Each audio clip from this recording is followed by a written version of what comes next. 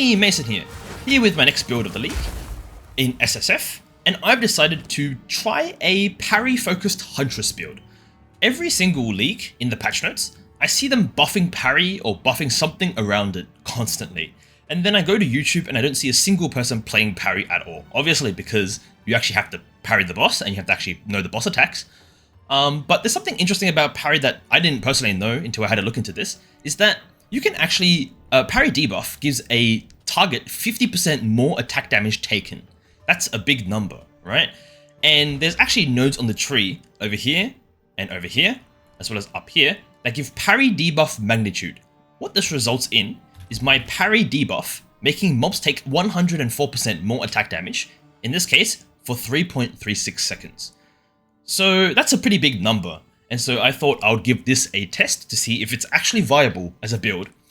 And the main idea behind it is if I played in SSF, where you lack damage and you lack gearing, perhaps that this debuff can actually become significant in making a character viable, especially one with this kind of weird, unorthodox playstyle. So, to summarize first, this character just finished campaign.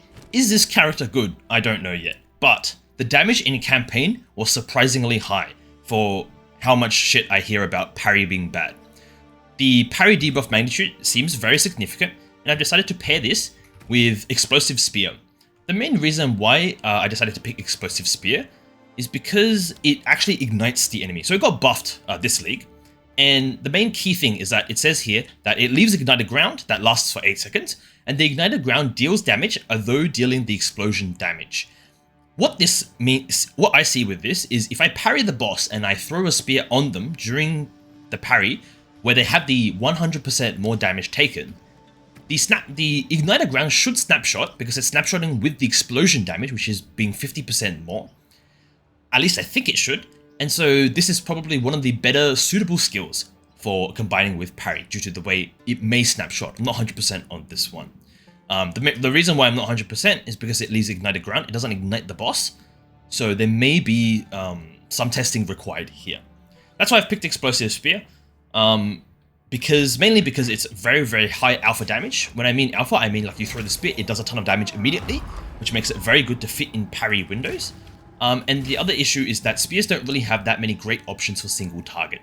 The main other one I was looking at is Primal Strikes. However, this is very slow and has a 3-hit combo.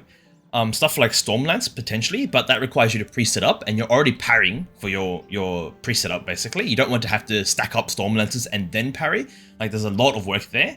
And the other one I did look into was Spirosolaris, because this one, you throw it and it like lasts there, and ideally it should snapshot, although it also says ignited ground. Spirosolaris may be a decent option, however, this skill just felt really weird and clunky, so I'm going to just leave it off for now, and we're going to see if we actually need it in the future once I progress this character further. So that's the fundamental idea of the character. The character will be on an Amazon. You'll be clicking this node here, these two nodes here, as well as this evasion nodes here. So that's how I'll be solving defenses. I'll be using an ES chest piece with full evasion helm, gloves, and boots, as well as ghost dance and wind dance. That's the plan. And then in terms of what you're clicking on the tree, parry has this weird thing where you need to click stun debuff, like stun threshold, because you're parrying.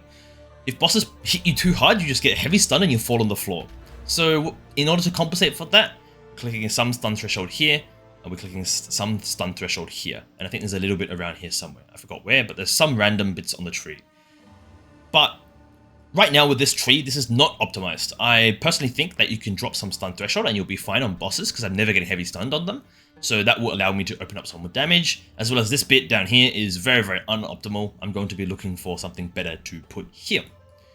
But yeah, that's going to be the fundamental idea of the skill. We're going to try and see if a character that can parry with the 100% more damage taken can actually do good and respectable damage. And we'll see how the limit of SSF works for this kind of skill, because ideally dealing 100% more damage, if you play properly, like mechanically, sounds like a pretty good buff. But yeah, this one's going to be a very short one. This one's just a campaign kind of run through. For campaign leveling, you'll be looking for just a generic spear with basically anything, like fizz, lightning, flat, cold, whatever, plus projectile gems, whatever. For the rest of your gear, it really does not matter. Just get flat on your gear in different places and you'll be basically good to go. This gear's like really bad. This one's like from 29. This one's like from 36. This one's like from 36. I haven't swapped my gear in ages. and this one's from 16. So this gear is like very bad. This one I dropped randomly in the campaign, but it's more or less useless. For your buckler, you're looking for basically defensive stats. However, stun threshold is actually relatively useful because it makes it so that your heavy stun bar is bigger. And for your and that's really it for the gear. For the passive tree, which I think I mentioned before, again, taking a bunch of the parry nodes. The main one here is that you're actually taking some of these weird nodes that no one ever uses. This one says when you parry a melee hit, you gain damage. When you parry a projectile hit, you gain damage. You're parrying melee most of the time, so you gain increased damage for your next range attack. The main issue is it's only for one ranged attack, which is not perfect, but it's still more damage. And then there's like some other random, very standard projectile damage nodes here, as well as pathing through here for projectile damage early as well. So for example, this one here, you gain melee damage if you deal a projectile damage. You gain projectile damage if you deal a melee hit. I'm pretty sure parry, it says here that it will hit. So it says here somewhere like this. You retaliate with a quick sweep, and it has a melee tag on here. So in my eyes, this melee tag will actually count as a melee hit for your increased projectile damage. So you're getting some benefits there. So with that in mind, this skill tree is not optimized. Again, don't copy this, but just use it as a general idea to go off. I'll talk a bit about the supports. So first one is parry. I think the sockets on parry depend on the base level for your buckler. However, I'm not 100%. But the idea behind parry is that we first need steadfast 2 because we need more stun threshold. And then we're using stun 3 and pin. The reason why I'm using stun 3 and pin is so that occasionally when you're on packs, you can parry the entire pack and your combat frenzy will pin and give you a frenzy charge. So what this results in is because disengage only gives you 2 frenzy charges at my current level. At level 16, it will give me 3, so I can remove that in my parry. But the idea is that if it gives me 2 frenzy charges, if I pin the mob with my parry itself, it will give me 3 frenzy charges, which gives me 3 explosive spear shots before I have to parry and disengage again. That's why I'm using stun 3 and pin 2.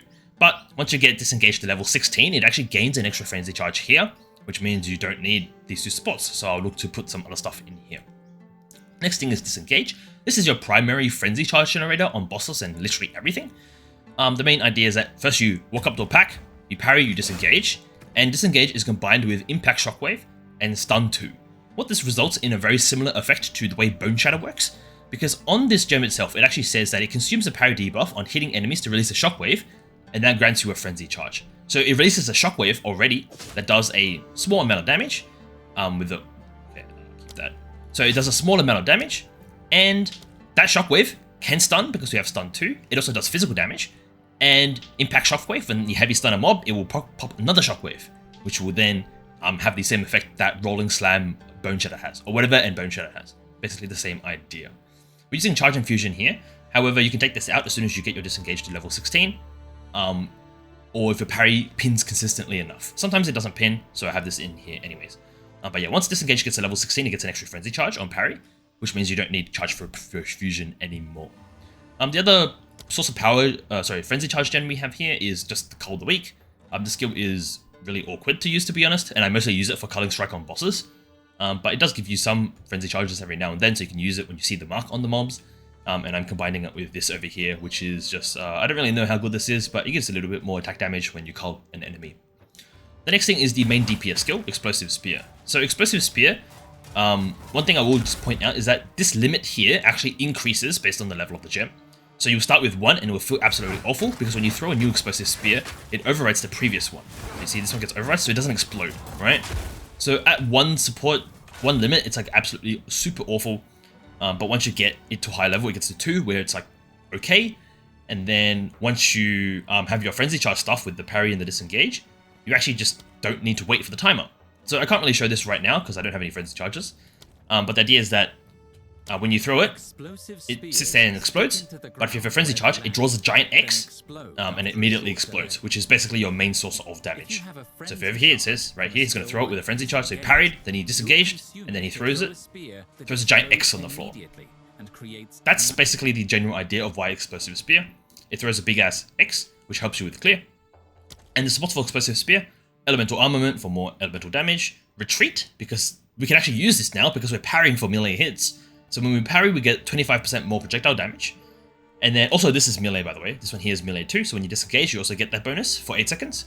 We're using Long Fuse for the 30% more damage. the reason why the detonation time doesn't matter, even though it says grenades here, right? But this is not a grenade, so you can actually still explode it with Thunder Asleep, which I'll talk about in a second. But the idea is that if you have a Frenzy Charge, this is just 30% more damage with no downside, right? And the last one I'm using is Heightened Accuracy, and that's simply because I'm playing Amazon and I'm planning to get the accuracy nodes here for crit chance, base crit. For the next skill, it's just a utility mobility skill. It's Thunder Asleep, and it helps on bosses. The reason why we're using Thunder Asleep is because it forces spears to explode. So occasionally a boss will just yap a bunch and you can't like parry them. So you will just throw this double spear combo into Thunder Asleep to pop the spears on the boss to get a little bit more DPS while they're busy yapping or doing an animation or something, right? But in general, this is like a last resort. Most of your damage comes from Frenzy Charged Explosive Spears stacked on top of a parry debuffed mob. So what, again, the combo is you parry, you disengage for your Frenzy Charges, then you parry, then you throw 2 spears, or 3 spears depending on how many Frenzy Charges you have. You disengage at the very end before the parry debuff runs out on the boss. That's basically the combo, and that allows you to loop the parry into 3 spears or 2 spears and then disengage. You can loop that constantly as soon as you kind of get the ball rolling. Okay, that's going to be it for the character, Herald of Ash and Combat Frenzy. There's not much else there. But yeah, that's going to be it for the character since it's only a campaign character right now. I'm going to build this character out more and we're going to see how this character fares. And I have some high hopes for this character because it actually dealt way more damage than I expected in the campaign for my gear. And I've done a lot of campaign runs this league. So in terms of how many campaign characters I've played this league, I'll just show you.